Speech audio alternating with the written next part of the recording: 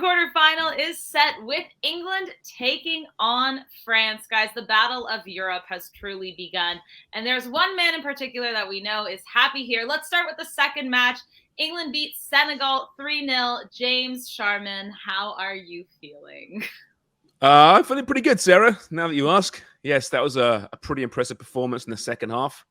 The first half was a bit concerning at times, but they were just feeling, I think, Senegal out with no pressure, very patient. A couple of chances for Senegal, one big save from Jordan Pickford. But in the second half, they just, by that point, obviously they were ahead. A late goal in the first half is huge, obviously. But then just dictated play, I thought, dominated. Senegal's heads dropped. Really impressive performance, I thought. And once again, my God, Jude Bellingham, what a player. He's 19 years old. He's going to have the captain's armband one day of that team. He's absolutely already a star. He's going to be a superstar. What a performance from him. It kind of seems that he is really the most important player for England this World Cup. He controls the midfield completely. Mikey, is he England's most important player right now? Yeah, you would think that coming into it, it'd be Harry Kane, right? But if someone were to tell me that we're now into the quarterfinals, England is scoring, over 10 goals so far at this World Cup, and Harry Kane only has one of them, I would have laughed because I would have thought there's no way. But it's, you know what, it's scoring by committee, and there's a lot of different goal scorers for this team, and it's a testament to just how deep and how good this team actually is. Maybe a team that a lot of people were overlooking in terms of potentially, on paper, right up there with teams like Brazil and Spain and Argentina in terms of the quality, and France, of course, in terms of the quality of teams. And in terms of your question, is Jude Bellingham the most important player for England? Well, he's definitely playing like their best player right now. I could throw a couple names into the mix there.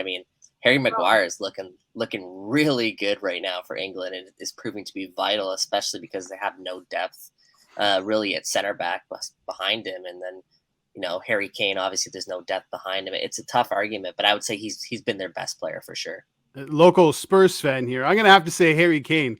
I think if you take Harry Kane out of a team, it's not the same attack. And I know it's crazy saying that considering he's only scored one goal, but he still has 3 assists. Probably could have had more. Without him in that lineup, I just don't think it's the same. You need someone to drop deep and make those types of passes and create that type of space for Saka, for Bellingham, or Henderson to make those runs. Without Kane, it's not happening. Yeah, it's interesting for a prolific goal scorer. He is so unselfish, and you've seen that in this World Cup in particular. He is taking the ball so deep. He's becoming that playmaker. He could play a number 10 quite easily, couldn't he? I think Harry Kane. Jordan Henderson, by the way, should be given some applause just to rub it into Mikey's face more than anything. But he was, once again, though, he was brilliant today. James, if you had to remove one player from England's 11, Jude Bellingham or Jordan Henderson, who are you removing out of the squad? Well, Mike, you need the veteran influence, right? To really kind of encourage the young upstart. It's how I feel. It's how I feel on this show, actually. I'm the veteran presence guiding the ship, and all you young talents around me. Oh, yeah, you're really important. But hey, listen, you need the guy. You're the glue guy. You're the Jordan Henderson. Sharms has the armband. Sharms has the 442 armband. Yeah, actually, I got the One Love rainbow armband. Actually. Oh, nice. Well done. It is 442, right? So we're a little bit old school here. A little bit. Yeah, it's good. Come back. You watch. Sorry, Albert, you actually mentioned on Twitter starting Henderson was a good shout there. Mm-hmm. And how much did that end up paying off for England? Well, it gave them like this calming presence in the midfield, but not only that, he was watching Jordan Henderson press, being the furthest up the pitch and pressing the goalie. I think he was just leading by example. And James has mentioned this before. Harry Kane is the captain, but Jordan Henderson is right there. You can easily give him the armband the way he leads the way. And you could tell how much he means to that team based on Jude Bellingham's reaction when he scored that goal, right? Between the two players. They look up to him. And I think that happens with the Liverpool squad as well.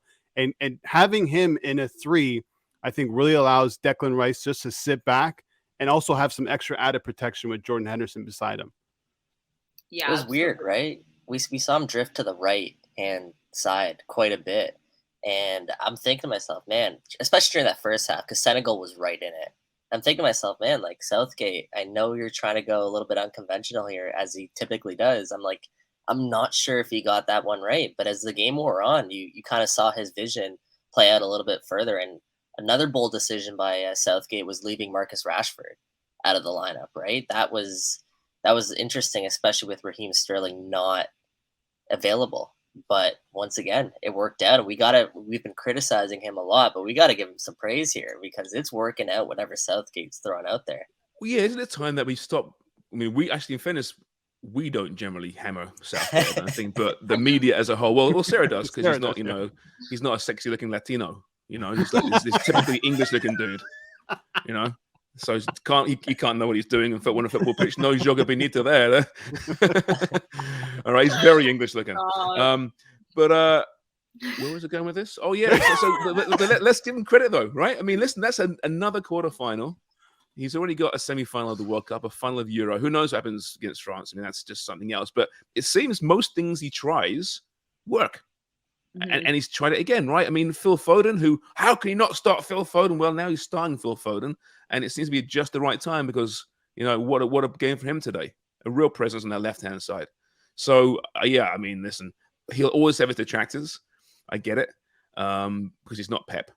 But there's only one Pep. And this guy's done a pretty damn good job for England so far. And trust me, I've seen a lot of big-name coaches in England. Fabio Capello, Sven-Göran Eriksson, Sam Allardyce, struggle and not do nearly as good a job as the man in charge in the waistcoat. Well, not even a waistcoat these days, right? But no. Gareth Southgate.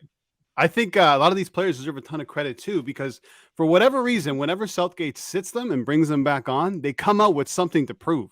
Bukayo Saka, I mean, that finish was incredible. Phil Foden, when he comes in, he plays better. Jack Grealish, when he comes in, he plays better. Marcus Rashford, whenever he sits, I don't know if this is just man management or the players are just stepping up, but either way, credit all around to this England side. Really quickly, guys, let's look at the other side of the pitch there in Senegal. Now, the first, 20 minutes, they looked like they were playing some decent football. They were pressing. They did have that one chance against Pickford. But after they got scored on, it really seems like they were deflated. And the second half, credit to England, but that second half was maybe the worst half of football this World Cup I've seen from a team. And I'm surprised saying it from Senegal. It reminded me of when England played Iran. Iran was down 6-0, but they still came back and scored 2 goals. They fought for something. Mikey, what do you think? Senegal completely just kind of fell apart. Yeah, for me, it was that second goal for England, the Harry Kane goal, right before halftime. If it's 1-0 down, it's manageable. There's still a chance. You still have hope. But in knockout football, when you go behind 2-0 against a very good team like England, it demoralizes you and it sucks all the life out of you. The fans were willing. The fans were trying everything they could to will their side back into it. But yeah, I think we're seeing this from a couple of teams now throughout. It's their legs are starting to catch up to them, and it's a good thing that we have now like a good 6 days before their next game, because I think we're going to start to see some really good matches. I think that's a really important point. I love seeing the contrast in the fans too in these kind of games. Sorry, but you get certain parts of the world, certainly in South America, certainly in Africa, the fans, they sing all game long, right? They love their team. Whereas you compare it to the England fans today and a lot of European teams, if things are going well, they're chanting, they're great, but otherwise, just the look of daggers in their eyes, the hatred of their team, it's like really is, black and white. It really is. We love you, we hate you. Whereas if you see the Senegalese fans today, they love that team no matter what. They're being played on the pitch, but they love them. It was brilliant to see. They zoomed in on a couple of these Senegalese fans, and when they were down 2-0, and they looked sad while they were still dancing. Still trying to make some noise. I really just want to say that I think Senegal. Sorry, sir. I think Senegal just ran into a better team, and I don't want to say their luck has ran out, but when you're missing Sadio Mane, I know we keep mentioning that, and Idrissa Gana Gueye in this final matchup, you're missing your 2 most important and creative players, and you're going to get outperformed in that midfield, and a lot of those players are tired, because they've had to play a lot of minutes, just like the rest of the teams in the World Cup. But a team like England, they have the quality to make up for those tired legs, where Senegal doesn't. Yeah, completely.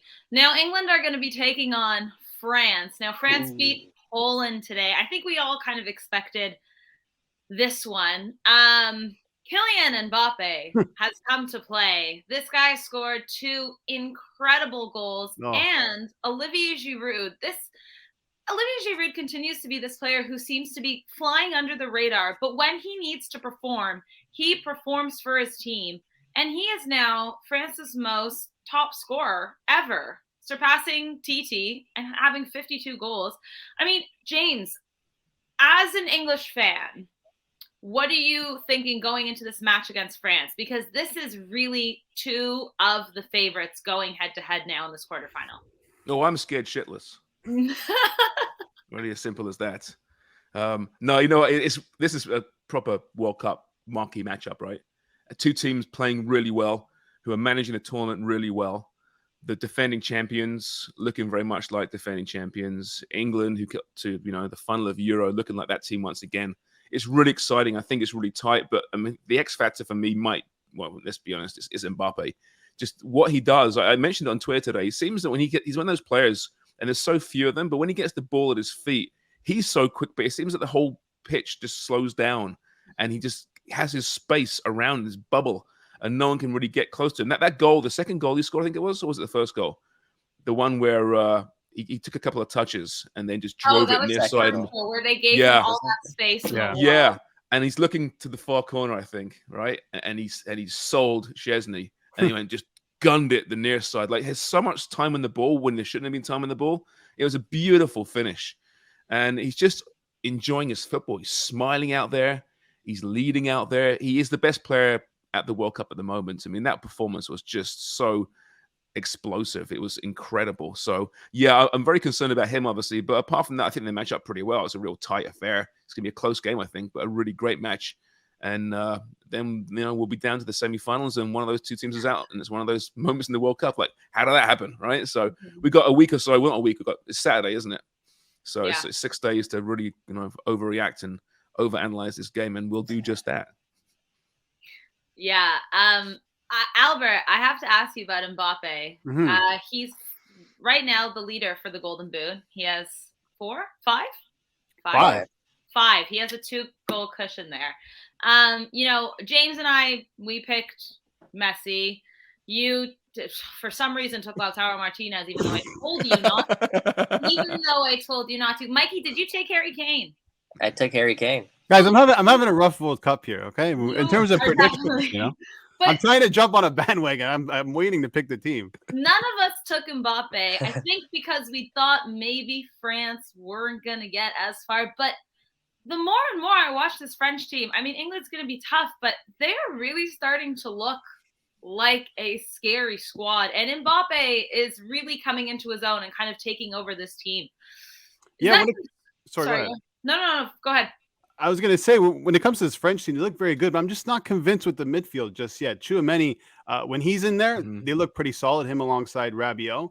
But I noticed, I think it was like the 70th minute where Deschamps decided to take out Tchouaméni and bring on Fofana, and they look really weak there. So depth is definitely an issue. Tchouaméni and Rabiot, I think, have to play the majority of the minutes in the midfield.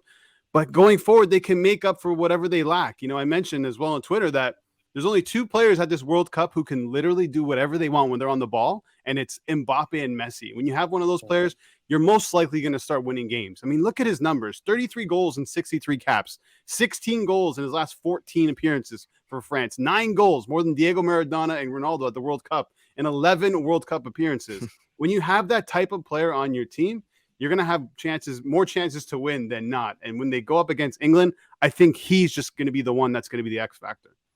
Yeah, he completely changes everything that they do on that pitch. But honestly, James is right. It is so fun to watch Mbappe. And I guess we'll see what happens between England and France there. Let me ask you this, Mikey. So there's been reports that Benzema's training, and the reports last week were he might be ready for the quarterfinal. If he's healthy, do you start Benzema over Giroud?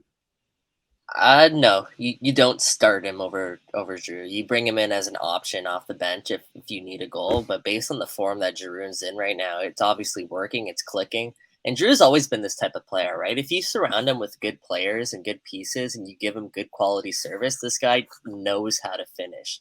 And that's been his MO, and his class isn't fading in terms of that regard. He still has it, and he's showing it very much so this World Cup. And now in terms of France-England, I don't know if this is a stretch to say or not, but I would say that these are the 2 best teams, 2 most impressive teams we've seen so far in terms of the course of this entire World Cup. I know that France had that slip up in the round robin there, but they rotated 9 of their 11 players, right? So we can't put too much stock into that. You look at their other 2 games, and they blew their teams essentially out of the water. And same with England, aside from that USA game, right? So I think over the course of this tournament, these are 2 heavyweights going at it. And this is what it comes down to. The final 8, I think we're going to see a lot of really good matchups now. Mickey, sorry, really quick, just to ask you, is it fair to say, though, that neither of these 2 sides have really played, though, a fully complete side yet? Because in my opinion, the USA-England game, like you said, England got a little bit caught off guard there because maybe USA was the best team they faced. And the same thing with France, maybe being Tunisia, but they also had a heavily rotated side, 9 out of their 11 players.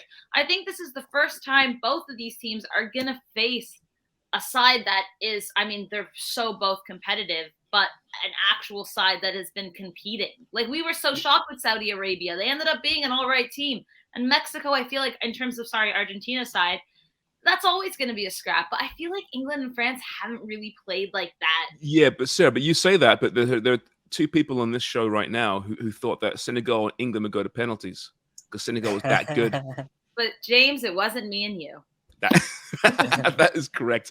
It was the 2 idiots. Yes. This might, hey, get out of here. This one might come down to the coaching, actually. What might make the difference in this quarterfinal. I think, to your point, Sarah, these 2 teams have never faced quality like one another. And it's about what adjustments these coaches are going to make. I could see France, if they want, they've been dominated possession throughout this tournament, but I could see them sitting back a little bit and trying to hit England off the counter. Maybe that's a tactical change they have to do. And we're talking about England. Are they going to go with a back 3? Or are they going to go with a back 4? How are they going to, stifle the threat? Who's favorite, do you think? Who's favorite, do you think, of this one? Oof. I think France. Try and pull that up right now. Yeah, what's Patano saying on the? I want to say this is probably going to be close to a pick'em, but I would say France slightly. Nothing's up as of right now. Okay. You got the defending. No, that's a lie. It's up. There. So here, England is plus 210, France plus 140. The draw is plus 220. Yeah, both teams to score minus 115. I think both these teams definitely have the ability to score against each other. England can score against France. That defense isn't that great. And when you look at what France have in attack, I think both teams to score is a pretty good shot. This is so tough to call. It really is a tough one. It really is.